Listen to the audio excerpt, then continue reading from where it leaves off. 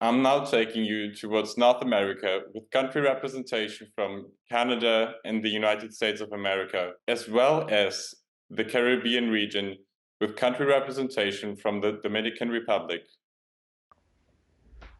Hi there. The 2024 theme for the United Nations World Autism Awareness Day is moving from surviving to thriving, shifting the focus to autism acceptance and belonging from mere awareness. And since the mid-1990s, discovering and creating pathways to authentic inclusion has been a personal passion and focus of mine. I am keenly aware today of both how far we have come and yet how far we still need to go. But I have to say that today I am more hopeful than ever. And true systems change, it's never a lone effort. Authentic inclusion must be an intentional effort, championed on a global scale by leaders driving policy and setting standards in both developed and developing economies. Authentic and intentional inclusion of all people, regardless of their differences, intersects with many of the United Nations Sustainable Development Goals, especially Goal 8, which seeks to promote sustained, inclusive, and sustainable economic growth, full and productive employment, and decent work for all. Goal 9, which promotes resilient infrastructure, inclusive and sustainable industrialization and innovation, and also Goal 10, which strives to reduce inequality within and among countries. And very recently, I served as the president of the Illinois Community College Trustees Association, also known as the ICCTA. The Illinois Community College system is the third largest in the United States. And this was a very special leadership role for me personally because, like many neurominorities, I started my higher education journey at a community college when I graduated early from high school. And I'm also one of the very few openly neurodistinct elected officials in the world to serve in a key leadership position. When I was president of ICCTA, I was responsible for leading our state community college policy agenda and legislative goals. Neurodiversity was not a priority before I was elected to this leadership role. In fact, as I experienced firsthand, many in higher education were unaware of the concept of neurodiversity. And many more held common misconceptions and stereotypes about autism. I made it my mission to marshal the support of my committee chairs and all the representatives driving policy for the system. And through a concerted and dogged effort, we succeeded in formulating the first ever neurodiversity inclusion values statement in the world to be adopted by a state education association with influence over public policy. And then we continued to lobby the Illinois state government, leading to the successful passage of new legislation with bipartisan support in May of 2023 in the form of HR 219, Neurodiversity in Higher Ed. And I have to say, it has been so inspiring to see how the adoption of this value statement, when there really is full buy-in by organizational leaders, has, and I really believe will continue, to open doors to new conversations about how we can create more inclusive systems, which then leads to the implementation of new processes that genuinely value and support autistic people. Opening new pathways to support everyone to thrive in our schools, our communities, and in the workforce. And this experience also reminded me of the crucial importance of neurodivergent people in shaping the policy agenda in key leadership positions. Had I not been in leadership during this crucial period, for example, these legislative goals would never have even appeared on the policy agenda, at least not anytime soon. But systems change is not only about policy change. It requires a transformation in how we perceive and approach autistic people. How we talk about autism matters. The narrative we embrace matters. We must continue to push further ahead and pave clearer pathways for neurominorities to have a seat at the leadership table and a voice that can be heard across the world. This is a pivotal moment in history for all of us. We are so enriched by a global community of advocates and allies, and each and every one of us plays a critical role in spurring authentic and lasting change. Above all, we are targeting a change in how the world views autism. We need to be seen. We need to have a voice. And to accomplish our collective goals of authentic and sustained inclusion, we need more openly neurodivergent leaders with an impactful and visible seat at the table. It's time for all of us to open our minds and hearts enough to actively listen to autistic people and to genuinely appreciate that neurodiversity is a critical part of our collective future and an essential part of what it means to be human. Welcome to the North American and Caribbean panel, which has gathered to celebrate and recognize World Autism Awareness Day. I'm Laura Schaefer, a late diagnosed autistic and the founder of Autism Discovery. I innovated guided self-assessment for autism in adults, and I mentor late diagnosed autistic teenagers and adults of all ages. We have a wonderful panel of speakers to hear from today on a range of important issues, and I am honored to introduce them now. First, Bridget Hampstead. Hello, my name is Bridget Hampstead. I'm an ADHD individual and a parent to neurodivergent children. I'm a neurodiversity consultant, educator, and advocate, and also the founding director of an organization called Fish in a Tree, which is a pioneering neurodiversity community center and consulting firm in the US, and the chair of the International Neurodiversity Professionals Coalition. Next, Robert Smoosh. Hello, my name is Robert Schmoose. I'm a licensed therapist and an autistic neurodivergent consultant and self-advocate in the Philadelphia area. I utilize my advocacy skills through the use of public speaking and writing articles. And the topics I focus on include autism advocacy, mental health, relationships, employment, and transitioning into adulthood. And I strive to continue my advocacy to help those to advocate for themselves. And I'm proud to be here today.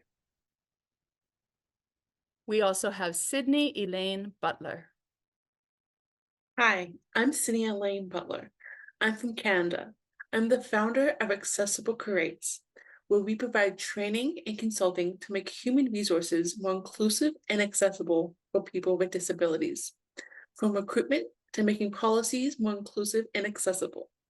I myself am neurodivergent. I am autistic and have CPTSD. I also identify as queer and biracial. Alexandria Fisher. Hi, I'm Alexandria Fisher. I'm from Edmonton, Alberta, Canada. I'm autistic with ADHD. I was diagnosed later in life and have become an advocate for accommodations awareness to create conditions for success. My day job is in sustainable finance with the UN-backed Principles for Responsible Investment, and have been involved with the Disability Employee Resource Group and my current and former employers. And Manuel Sanchez Peña. Hello, everyone. My name is Manuel Sanchez Peña. I'm a former advocate from the Dominican Republic, and I was diagnosed 7 years ago.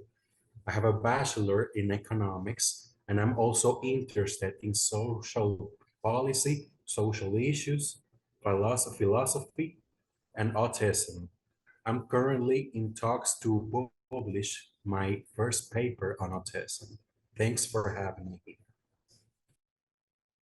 Thank you everyone for being here. Let's get started. The journey from surviving to thriving involves addressing mental health challenges, aligning with Goal 3, good health and well-being, including the need for early diagnosis, intervention services, and sustained health care across the lifespan for those with autism.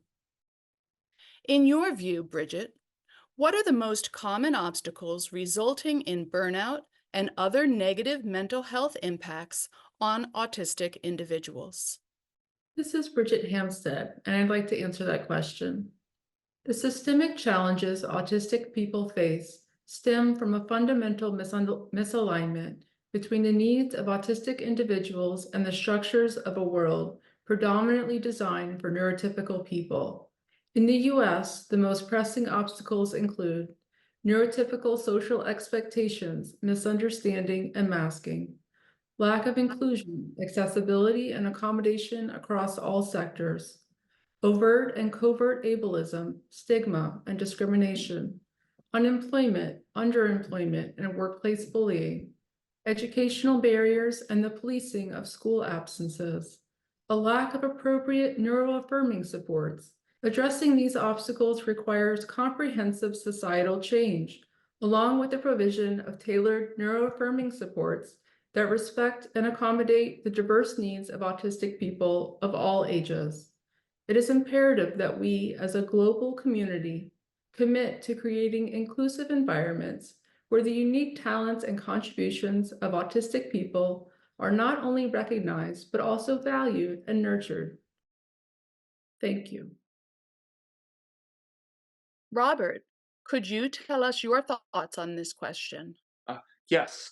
My thought on this question is that I feel that systematic barriers towards autism is the lack of awareness and a lack of acceptance. I feel that there's been many things that go against us and pressure towards us. This includes things such as forcing us to match to neurotypical standards, which has been taught through many different types of systems. What we need to do is to be more neuro-affirming. What that means is more focus on acceptance of autistic and neurodivergence, and instead of suppressing characteristics. And Sydney, what do you think are the most common obstacles? Yes, Sydney here. I think masking is one of the most common obstacles. This takes a lot of energy. Masking means blending in or copying neurotypicals to hide our artistic traits. This can be exhausting, cause anxiety, and cause burnout. I think lack of accommodation, not getting enough support daily, both professionally and personally, and not getting the resources and support we need in the workplace, to not just thrive, but to not just survive, but thrive. We also need accommodations and support from our friends and family, which can be as simple as having a person who understands when we have sensory overload or have sensory underload, and what to do in these situations, and being ready and willing to help us. We also experience internalized ableism, thinking we are not disabled enough and that we do not deserve the support we need, or also thinking and invalidating our experiences, which also leads to mental health challenges and struggles, as well as external ableism, which impacts our self-image and how we see ourselves in the world, and can also impact our mental health greatly. Thank you. Thank you all. Goal 5 focuses on gender equality and encourages us to examine how embracing neurodiversity can contribute to inclusivity for all genders. Autistic individuals may encounter specific difficulties related to gender expectations and stereotypes.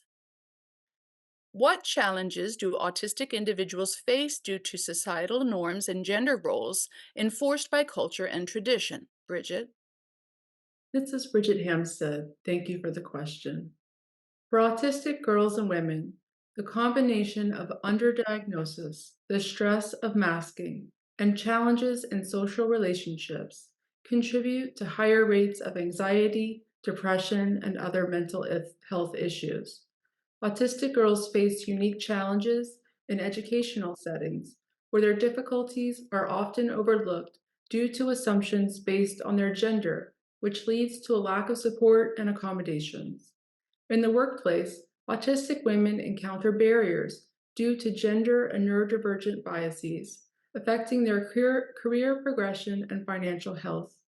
Additionally, there is a lack of awareness and understanding among government officials, healthcare and educational professionals, parents, and the general public of autistic girls and women who are underrepresented in research, advocacy, and media portrayals. Autistic trans people, non-binary people, and gender non-conforming people face significant barriers in accessing neuroaffirming, gender-affirming care.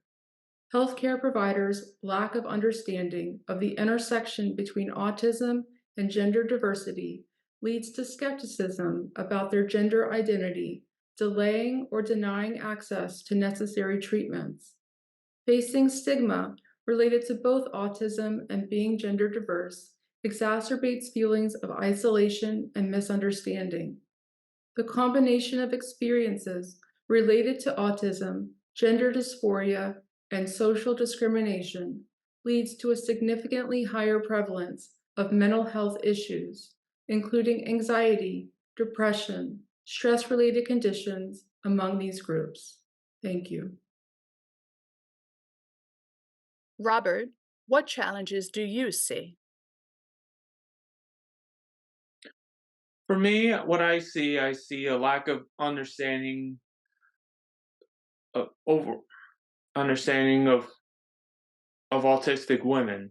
What I mean by that is that there's not much study, there's not much focus on women, neurodivergent autistic women, and because of that, there's many have been forced to do things such as mask and not and not be themselves. It's been always a presumption that autism and neurodiversity is really male, but we know this not to be true. Not only is there autistic and neurodivergent males and females, but there are also trans neurodivergent individuals. And what we need to do as a society is to recognize this and to welcome it. Yes, thank you, Robert. Trans, non-binary, it's a really wide array.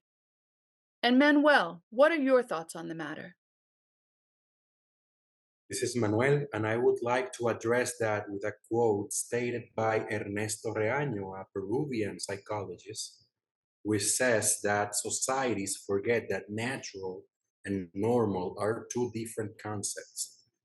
When a person functions in a certain way against cultural constructs, the environment tends to categorize that as non-natural, but social norms are not based on laws of nature, which state the existence of diversity. Gender norms have the same pattern as a social construct. Intersectionality is often missing when approaching disability, leaving oppression in other areas that are not specifically disability affects autistics' day-to-day internal processes. These limitations influence mental health issues, which are known and we all agree here, but not addressed as autistic people need. It leads to masking, as everybody said before. It leads to not fulfilling our support needs and surviving gaslighting because people do not understand our experiences. Thank you. And Alexandria, can you please answer the same question? I'm Alexandria Fisher, and I think this is the perfect question for me as a late diagnosed autistic. I think a big part of the reason I wasn't diagnosed until later in life was not understanding what autism was, but also societal expectation. All people in society mask, particularly women, but people don't understand, particularly, especially I didn't, the difference between masking as a female and masking as an autistic. I thought everyone left social interactions burnt out and feeling almost incapacitated. For example, having to manually mute out music and anticipate conversations. It took me a long time to realize that these things weren't normal. Another barrier is the internalization of the autistic experience for women. People are often diagnosed on how their behavior impacts the world rather than how autism impacts the individual. And a lot of women internalize their experience as other people mentioned, with adverse mental health issues, anxiety and depression. So I really wanted to thank the other panelists for diving into this in more depth. Thank you all. In the realm of employment, Goal 8, decent work and economic growth, appreciating neurodiversity becomes pivotal. Autistic individuals possess unique skills that can contribute significantly to workplaces. Sydney, what challenges persist in breaking down stereotypes and creating environments where the diverse talents of autistic individuals are not just acknowledged, but valued? Sydney here. People like to put people in boxes. The way autism is portrayed in media makes us seem one dimensional and have the same talents and skills over and over again. However, we know this is not the case. We have diverse skills and talents as diverse as the human beings we are. We need to acknowledge the different lived experience, such as being diagnosed as an adult versus being diagnosed as a child, are two very different experiences, as well as being a person of color, as well as having other disabilities alongside being autistic and neurodivergent conditions. People are creating inclusive environments based on how they perceive us and how they see us in media, instead of working with us to foster an inclusive environment that is beneficial for who we are. We need to work with people one-on-one to help foster inclusive workplaces where we can thrive and not only be acknowledged, but valued. Thank you. Alexandria, what do you think?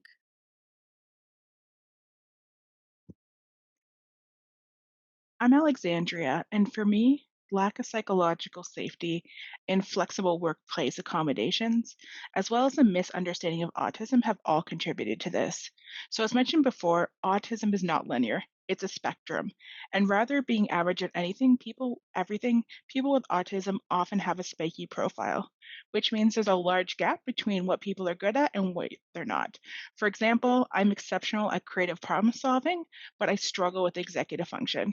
And if workplaces are not psychologically safe, people won't feel comfortable asking for the accommodations they need, and it won't be put in place to be able to enable people to succeed. In addition to autistic people feeling psychologically safe, there needs to be an onus on the employer to provide what's necessary. Often, even though there's legal accommodations, there's unconscious bias where people see these accommodations as a privilege or an advantage rather than a level playing field. Earlier in my career, I was denied a quiet workspace, even though one was available, because my role was not seen as sufficiently senior. I'd also like to add for those diagnosed later in life, there are instances where people don't know what they need, and there needs to be time, care, and compassion for people to be able to figure it out and have environments where they can feel like feel like their authentic selves. Ultimately, there needs to be environments where people can have a strengths-based approach and be valued for what they bring. And Manuel, what challenges do you see? Thank you for the question, Laura. I think the root challenge is that knowledge production about autism has been based on the perception of non-autistic people and does not consider autistic people's views and experiences of being autistic. I mention it as a challenge because societies tend to be resistant when change is needed. Many groups still promote autism as a disorder, which is not in reality. And I think this merchandising of autism as a pathology has impacted negatively in two aspects: the way autistic people perceive and refer to themselves, and the implementation of inclusion policy, which usually falls into making more damage than good, manifested in tokenism, internalized ableism, the inspiration phenomenon, and other forms of exclusion.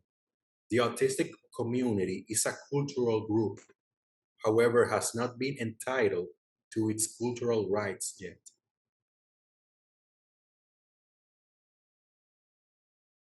Thank you, panelists, for your thoughtful, compelling, and inspirational answers to these questions addressing these important sustainable development goals.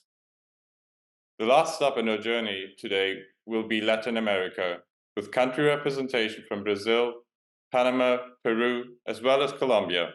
Please enjoy. Hello, I'm Aura Negrete. I am a lawyer from Colombia. I'm 32 years old and I'm also autistic.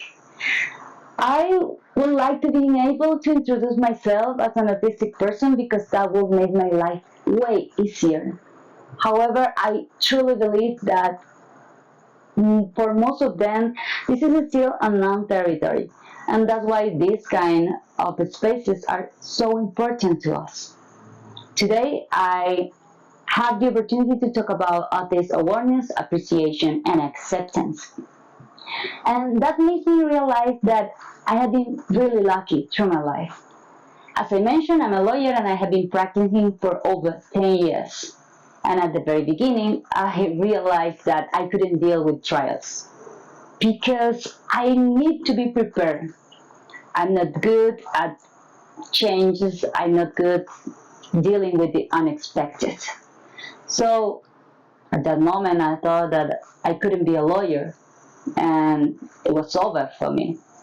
But after a couple of years and with help, I realized that there's not just one way. In my case, I'm a legal advisor.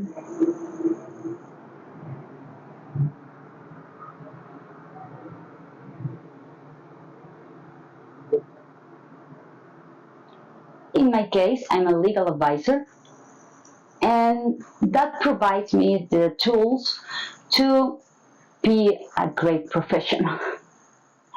So that not just apply for your job, but also for the rest of your life. So for years, I heard people saying that I was weird, that I had no emotions, that I didn't know how to communicate. And it took me over 30 years, exactly 31 years, to have the answers for those accusations. So I'm not a fan of labels, so I'm not eager to tag myself into a definition, but in this case, that definition saved my life. Because after 10 years of therapy, being treated for anxiety and depression during a crisis, my therapist decided that I should visit neuropsychology. Maybe it was a good idea. She didn't tell me why. She just said, go, take a couple tests, and then we can talk about it. And actually, I thought that the doctor was checking if I had a sort of intellectual problem because of the questions. At the end of the test, the neuropsychologists say that I had good intellectual and communication abilities, but my social skills, they were no way to be found. So it was kind of funny to realize that actually the shutdown, the difficulties to read the room, to understand emotions, the echolalia, the hyperfixation had a reason. And even when I didn't know the name at that time, I started to check the list of sign-offs. So society is not particularly nice to those who are different, which creates all kind of insecurities, external judgment, internal criticisms, what makes just existing really difficult. When you get a diagnosis, you realize that you're not weird. You're just different. And your brain makes different and beautiful connections. As The world is not indifferent to the unknown, and that fear leads parents not to seek diagnosis, especially for young girls like me, because they prefer to believe that I was brilliant. And that was why I isolate myself instead of considering to seeking support with a therapist. Of course, that was 30 years ago, long time ago. So, according to DSM-5, autism spectrum disorder is diagnosed 4 times more often in males than in females. Perhaps because it's more subtle in the manifestation of social and communication difficulties, and because we girls are used to masking, to show emotions, to be sensitive, that makes really difficult to get an early diagnosis. In Colombia, uh, there is no statistic about autism in women. In Latin America, it's estimated that one woman is diagnosed with every 3 to 5 men. And we are just beginning to accept and understand that this is not a condition found exclusively in boys or men. And the studies about difficulties diagnosing women are starting to increase in the scientific world. What really amused me and makes me believe that we are facing a window of possibilities at least. Today, we know that autism does not manifest itself in a specific way. So every time that I hear someone saying, "Oh, you don't look autistic," I remind myself that it's an opportunity to make the disorder known and not a denial of it. I like to think of this as a superpower. We are gifted with the ability to see the world from a perspective that no one else is able to experience emotions, sensations, and spaces with an intensity or an indifference that neurotypical people do not have. And thanks to events like this, we hope to face the world more prepared to accept different people. Thank you so much.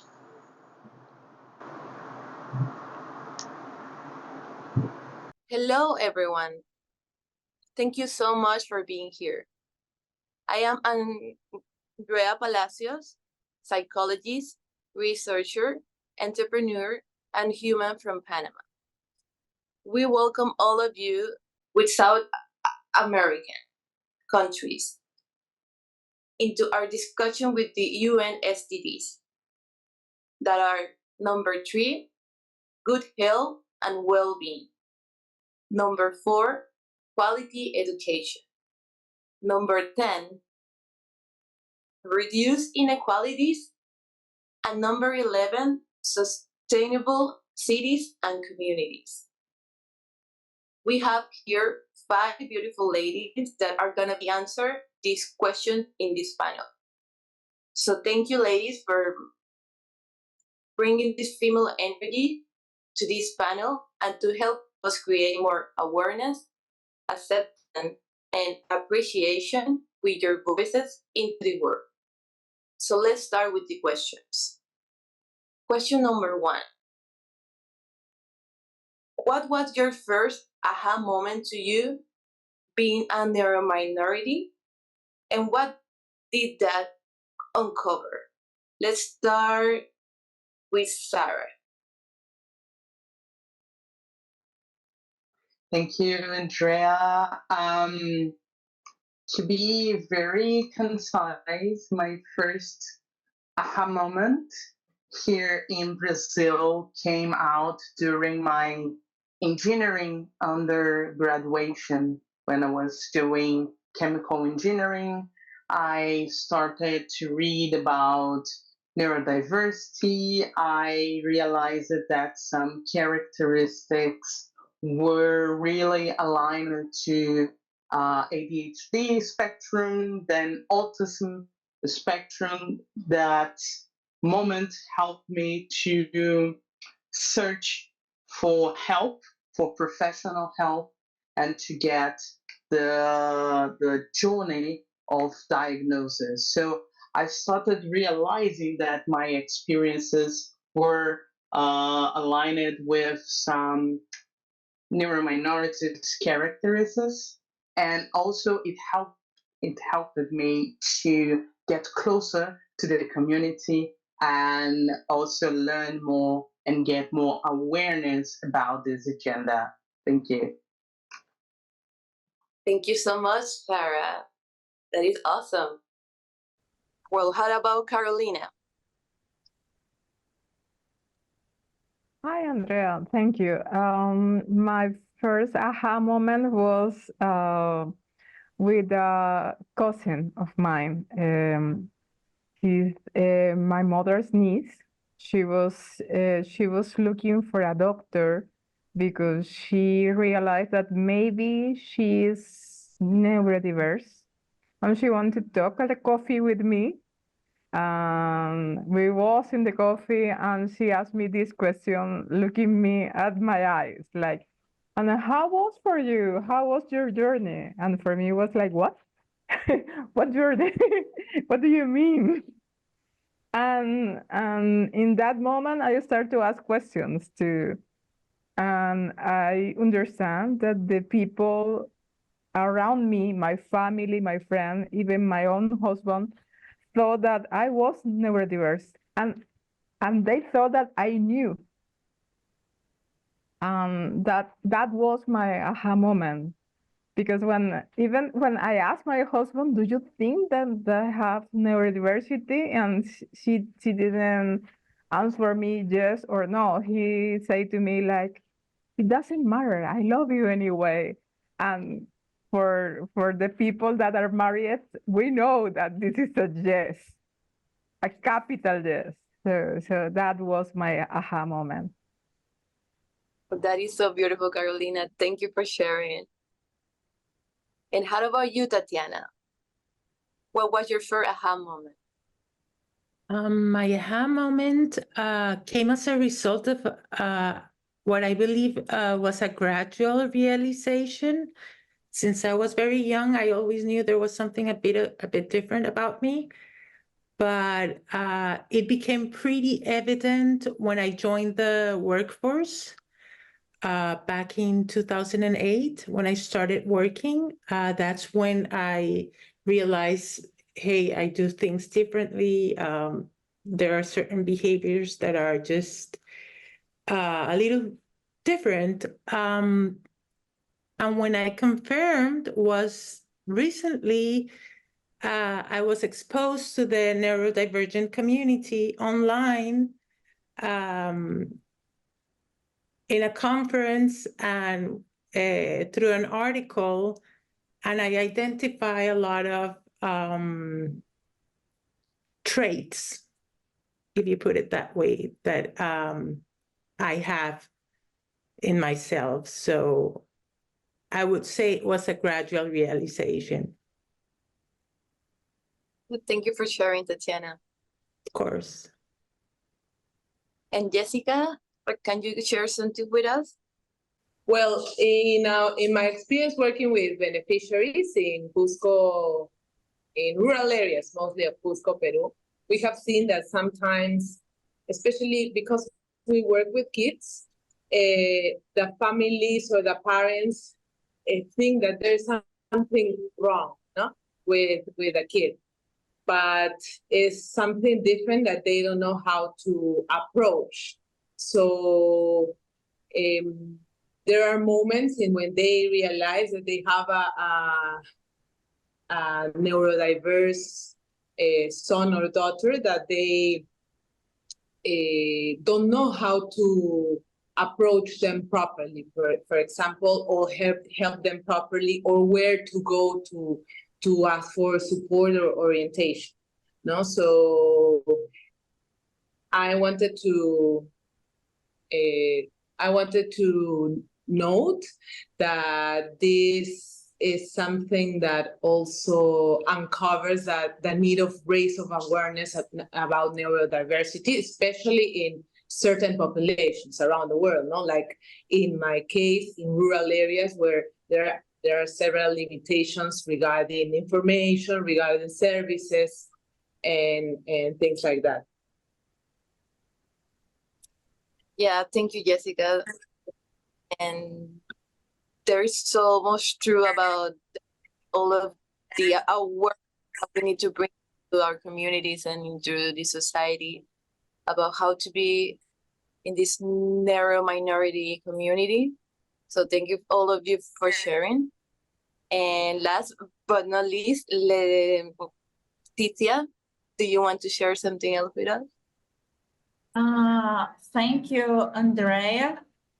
To be honest, I always think that I am different of other person, but in the last year, specifically in April, I started seeing autism symbols in place, and in the same time, my life changed a little, and I began to reveal my role in life and perceived some difficulties.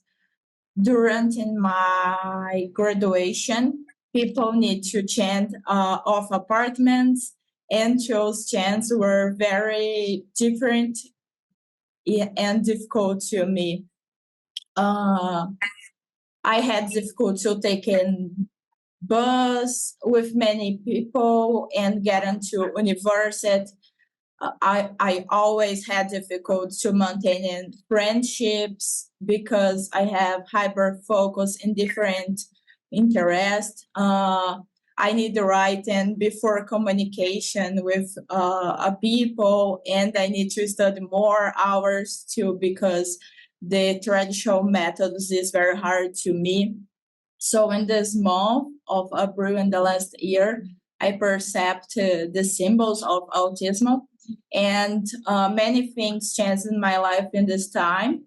And I remember that my brother had some problems in the school, and he have opportunity to go doctors and psychologists, and was diagnosed of autism and ADHD. But I received this diagnosis in the last year, like adult woman. We are autistic person, but my brother is very different of me, and I would like that the people perceive this is different. It's very different. Like the process of my brother is very fast, and in the school I perceive that I always more slow and studying a lot than other person. Thank you so much. And yeah, we need to bring more awareness and more light into the communities. I know it has been a long journey for all of you. So we appreciate your voices and just bringing more light into your countries and communities in South America. So the next topic will be acceptance. The acceptance of this narrow minority, and the acceptance of us into this world and into the community. So the question will be, in your experience, what are the roles of the narrow minorities communities in boosting the sense of acceptance for yourself? Let's start with Carolina. Well, the role has been like I don't know, it was Jessica who said that we need two mirrors, for knowing who you are, who you really are. The first is the mirror that you see yourself, and you look at the mirror, is you see yourself, but you need the other mirror. You need the mirror of the other person to realize if the conception or the way that you see yourself is the same way that the other people see you, and these communities help you to do that, help you to have a kinder mirror, empathic mirror that knows what happened to you, because there's a lot of similarities in that life experience in all of us, like how school was hell, how university doesn't improve. So that helps you in that mirror and see and think that you are not alone. You are not an island, that you are like a community. I don't know. Exactly. Thank you so much, Carolina. That was so beautiful. And it's exactly like that what we need to feel with the acceptance. And what do you like to share, Sarah? Thank you for this amazing question, because we know acceptance comes in sometimes in micro doses after your aha moment that we comment in the previous question. Well, in my opinion, neurominority communities play a crucial role in fostering acceptance and understanding for individuals like us. In my experience, in these communities, I found solidarity, empathy, encouraging messages. So it made me feel really, really good, and made me feel that I'm not alone in these experiences. I'm not alone in the world. I am suspect to talk about communities because I helped to found a community in Brazil and abroad for many neuro minorities, to talk about, to share experience. And this is a really, really amazing experience. And I realized that these communities provide a safe space where we can share our challenges, our conquers, without the fear of judgment. So I see that these communities advocate for greater societal acceptance and accommodations, help us to break down stigmas, to help us to how to position ourselves, and also how to accept our own characteristics due to the spectrum. Communities, in my opinion, helps a lot and boost self-acceptance, confidence, and also awareness of this agenda and our characters. Yeah, that's so true, Sarah. Thank you for sharing that to the world. We need to hear that more often. And Tatiana, let's continue with you. Communities for me are very important in the sense that we share information within the community. You share experiences. As Carolina stated, they provide a mirror.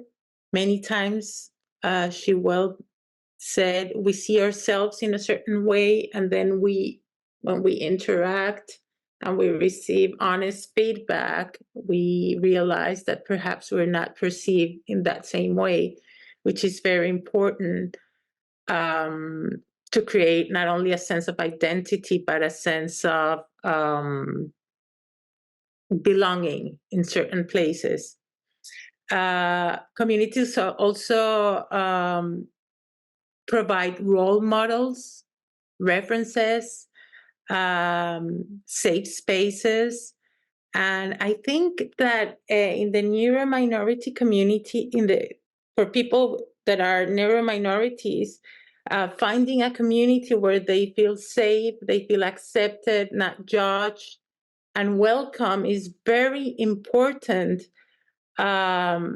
due to the fact that many times autism has this inherent factor of having difficulties interacting with other people. So finding a community, it's very important. Thank you, Tatiana. That's so true. And I hope all of the listeners can have a community to support with. Ticia, let's continue with you. Thank you about this question. I think that communities are very important because when you are a neurodivergent people, do you want to find more people to share your difficulties, your experience? And specifically for me, in Brazil, have a stereotype about the persons with autism.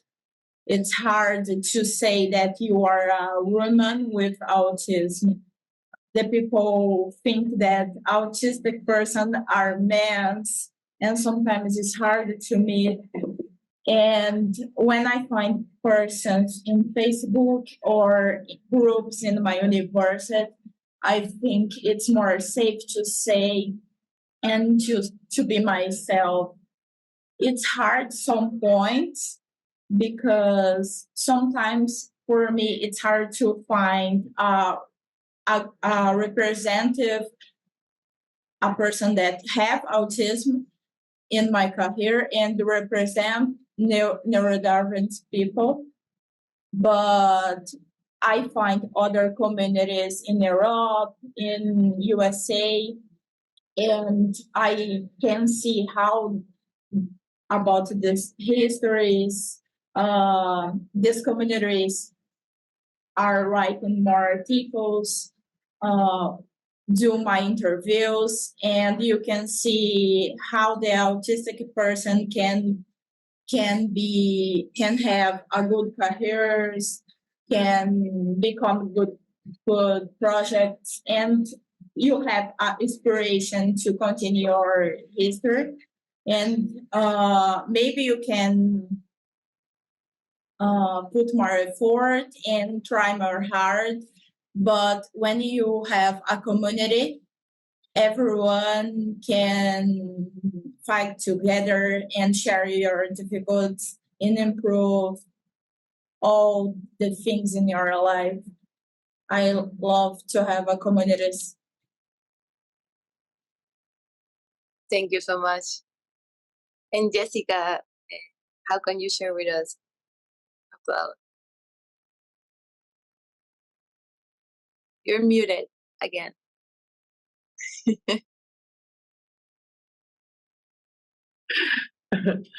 Yeah, well, I am glad to listen the other panelists because it's very inspiring to hear their stories, no? And what I wanted to share is I think that the roles of minorities are essential to help develop the acceptance not only to oneself but also to the group themselves. Sometimes they are dealing with issues that are similar, or they face unknown things to them at one moment. So help sharing ideas and experiences are very useful to others to feel part of something, right? And for example, I wanted to share an example from Peru, in Cusco, where I live, and with my organization, my small Help Peru. We are part of a working table that have different allies, both public and private, and associations of neurodiverse people. No, so in here, I'm not sure if it works like that in other countries.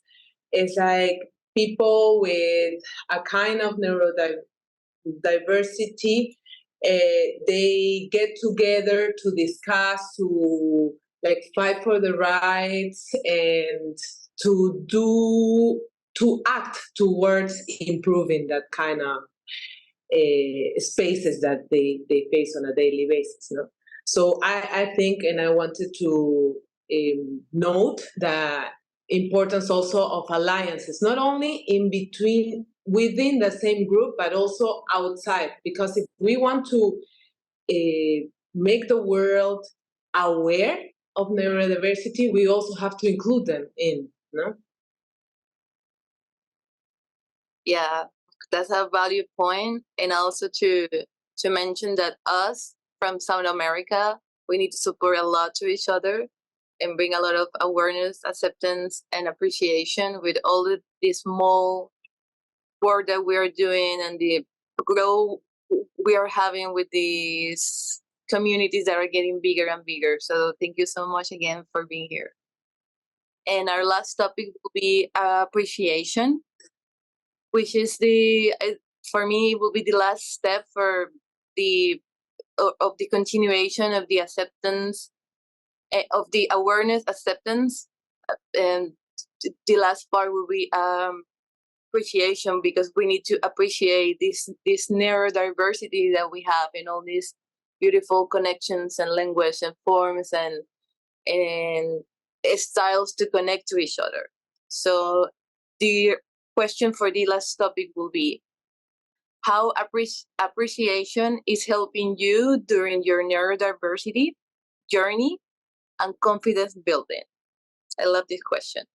So let's start with Tatiana. That's a great question, actually. In my journey, I'm still working on appreciation. It's been quite a long journey. I've been around.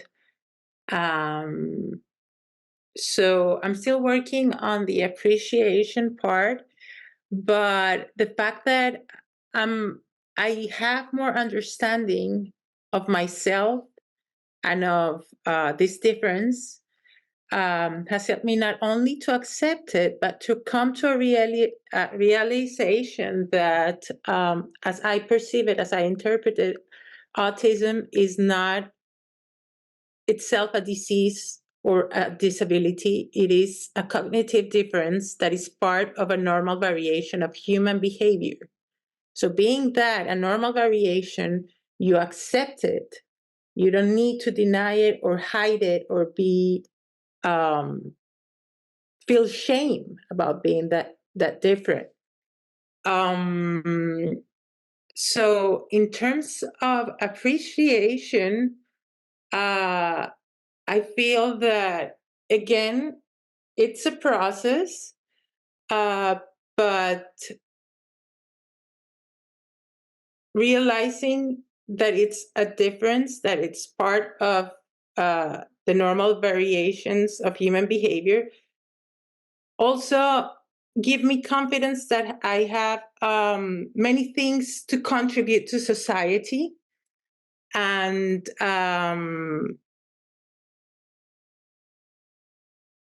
that perhaps this difference also don't need to be fixed or medicalized. They need to flourish and just be appreciated by me and by my environment. Thank you. What a beautiful answer, Tatiana. And let's continue with Leticia. Thank you about your question. I think it's a beautiful question because after I began to reveal my trajectory as a girl who was born in a family in Latin America without many social privileges, having worked hard to get a scholarship in law school, being the first girl that traveled to other countries to represent in my university, the persons don't perceive that I am autistic. And I like to say that I'm autistic because the person that one other just perspective of autism, specifically in girls. And I think it's important when a woman or a girl representative other things about autism. And in certain moments, you perceive that you need accept that you have autism, you have difference in process, but when you accept this, your life can change because you perceive that you can help yourself, you can write the points that you have difficult and try to find solutions to your difficulties. It's yourself with yourself. You can discuss with other women and you can see how strong you are and you should be proud of yourself. You really believe in yourself when you remember the things that you do in past, your difficulties in the past. And it's hard to explain to the people how you improve today and your difficulties in the past and your difficulties that the people can see in your face. But I think that when you accept this and you believe in yourself, you can change many things because autistic person can see the world of different perspective, and I think it's very important. Yes, thank you, Leticia. Let's continue with Carolina. Thank you. I believe that there is two things in that question. There is one is appreciation, and the other one is acceptance. You know, and for me is the two of us. I do realize that I have things that make me different from the rest of the large society, and I was sometimes criticized about it. But that specific thing had helped me in my job, helped me a lot. And you know, if you knew yourself, you can do that. You can say, okay, maybe I can do that, but I really can do this. So for me, I can work with difficult clients.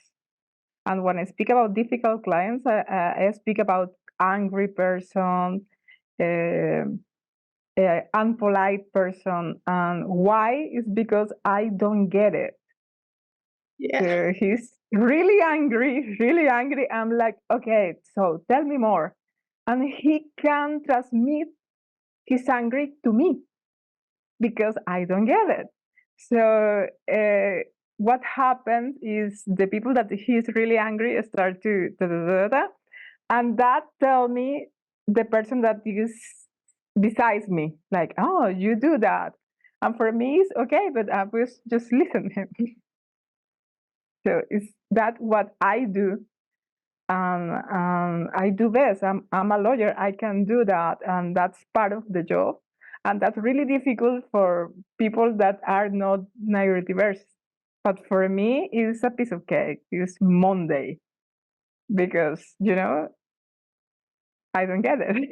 Why he's angry? I don't know, but I don't care. So let's go. What is the issue? How can I resolve this that you're talking to me? So I listen the words, but I don't get the physical context about it, and that's a good thing. And what else can do? I love, but really love, do list. and I can spend one day and checking. I love really checking my do list. I hate that when a message is not answered, so I answer every single little message. And that is good for a lawyer because a lot of clients complain that my lawyer doesn't respond me. But for me, it's just I have to do this. I have to do it. So it's good, no? You have. I believe that I am in a stage of my life, my age, whatever that I can see the things the other way around. I don't care what don't I don't know what the person that I am not. I don't care about that person. I care about the person that I am and what this person can do for myself. And this is embrace the characteristic that you have and use it for yourself. Wonderful, Carolina. Thank you so much for saying that to the world and to all these communities that are hearing right now. We need to hear that more often. And let's continue with Sarah. To say about this amazing contributions of all of you. Acceptance for me is a process, is a journey, like a lifelong journey. As much we know ourselves, we can appreciate our characteristics more. So the appreciation journey helped me to realize my unique strengths and perspectives. I am from business, public management and tech areas, and recognizing, appreciating my characteristics helped me to perform better, to be less stressed, to draw strategies to deal with the things that are challenging to me. But the center of appreciation journey is helping me to embrace my identity more. Nowadays, for example, I was late diagnosed. I'm 30 right now. I discovered that the ADHD with 24 and autism at 30, 29, 30. And this helped me to learn to appreciate the diversity of thoughts and experiences that I had and that neurodiversity brings to the table in my life. So this appreciation has empowered me to navigate in the world with greater confidence, knowing that my contributions, my opinions are valuable, are worthy of recognition. And if you are experiencing this journey of appreciation, my recommendation for you that's watching or listening to this right now is to invest in self-knowledge. If possible, invest in therapy, in joining a community to exchange experiences. This will help you a lot, as these things helped me a lot too. And even being with this community, with these amazing women today. Thank you. Thank you, Sarah, sharing. And Jessica, what do you like to share? Remember to unmute.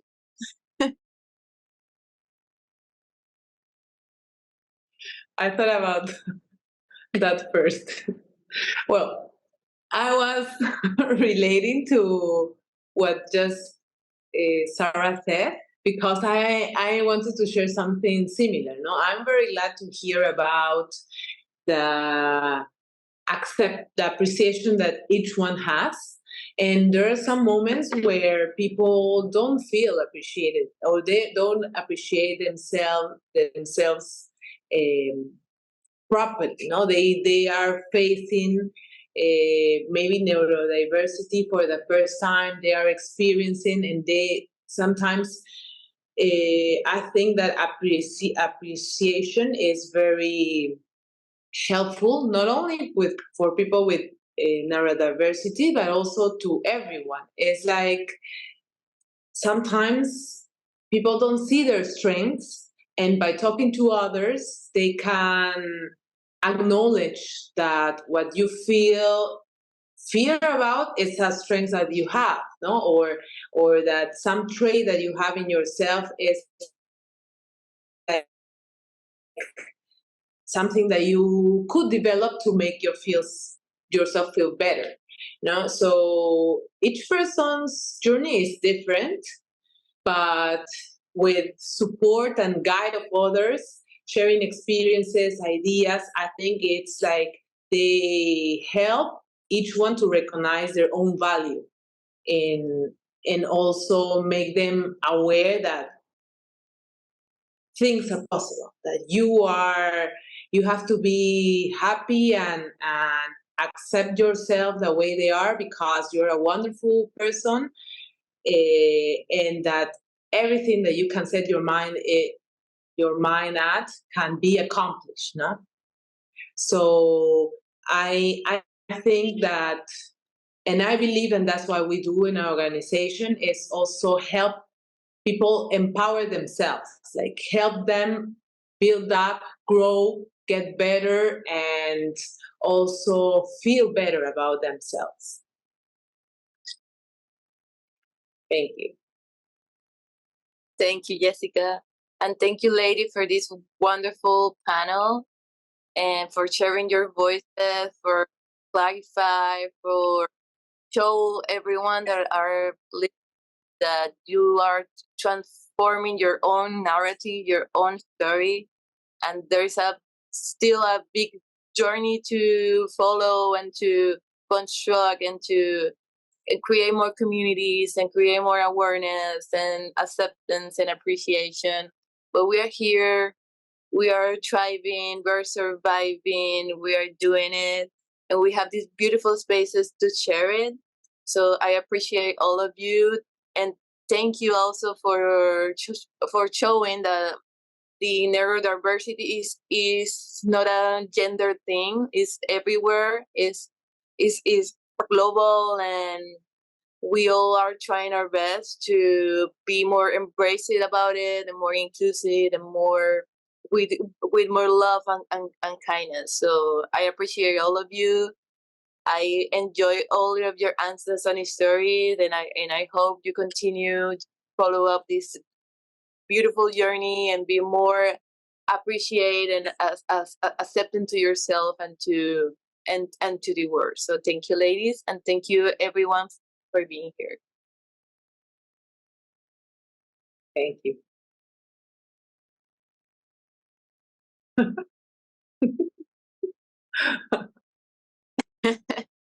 Ya, se acabó. Well, wasn't that just amazing? I don't know if I was the only one who was moved throughout all the emotions, from laughter to tears to feeling delighted. Really, really well done to everyone who's participated here. I'm specifically pleased to see so much of the Global South properly represented in this event. We really need to ensure that we all understand that autistic people are everywhere, globally, in equal numbers, equal percentages of population, and we need to all be heard, and we all have our stories to tell. And we want to continue to telling our stories and to having that voice so that we can influence what should be changed so that we can prosper in this world. It's not easy. It's not easy to be autistic still, even when we have a voice. But we want to make sure that we continue to talk to everybody about our lives, what we experience in life, how we come through education or not, as it is, how we find jobs or not, and how we could change certain things so that all of us would be able to prosper and you get all talent to the table in the world. That's really what we want. Have a very lovely day all. And thank you so much to everybody involved and to the UN for having this and the countries who support us as well. Thank you.